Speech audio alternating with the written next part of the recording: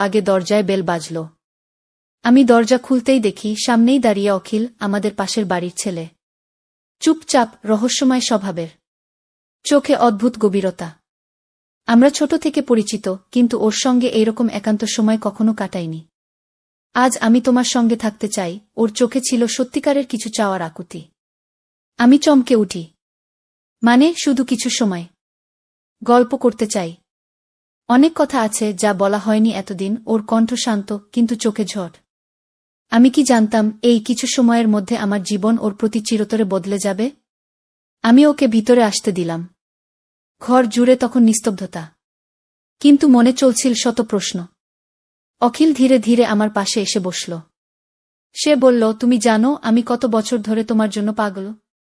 কিন্তু বলতে পারিনি, আজ আর থাকতে পারিনি। হঠাৎ করে সময় যেন থেমে গেল। আমার বুক ধড়ফড় করছিল। আমি কিছু বলার আগেই ও আমার হাতটা আলতো করে ধরল। ঠান্ডা আঙুলে একটা অদ্ভুত উত্তাপ। আমার চোখে চোখ রেখে বলল, আজ যদি না বলি, যদি না থাকি, হয়তো আর কখনো হবে না। গিয়ে এই মুহূর্তেই একটা বিকট শব্দ হল, বাতি নিভে গেল। বিদ্যুৎ চলে গেল হঠাৎ। অন্ধকার ঘরে সেই স্পর্শ, সেই কণ্ঠ যেন চারপাশে ছড়িয়ে পড়ছে নিঃশব্দ আগুনের মতো। বাতি নিভে যাওয়ার পর ঘরের অন্ধকারে যেন সব শব্দ থেমে গেছে।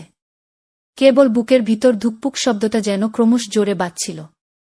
আমি অনুভব করতে পারছিলাম অখিলের নিঃশ্বাস, তার দমে লেগে থাকা এক চাওয়া, যা বহুদিন ধরে জমে আছে। ও ধীরে ধীরে আমার খুব কাছাকাছি এলো। আমার মুখের এতটাই কাছে যে ওর নিঃশ্বাস আমার গালে ছুঁয়ে যাচ্ছিল। তুমি ভয় পাচ্ছ না তো? ওর কণ্ঠ নিচু, নরম, মায়ে ভরা। আমি মাথা নাড়লাম, না জানিয়ে। ওর হাতটা আমার গাল ছুঁয়ে গেল নিঃশব্দে। আমি চোখ বন্ধ করলাম। কোনো শব্দ নেই, কিন্তু সেই ছোঁয়ায় যেন একটা ঝড় বয়ে গেল শরীর জুড়ে। শরীর সাড়া দিচ্ছিল, মনের অনেক পুরনো বাধা ধীরে ধীরে গলে যাচ্ছিল।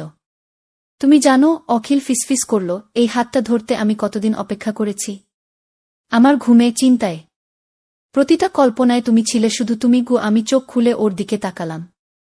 এতটা স্পষ্ট করে কেউ কোনোদিন এমন করে আমাকে চায়নি। আমরা ধীরে ধীরে কাছাকাছি এলাম।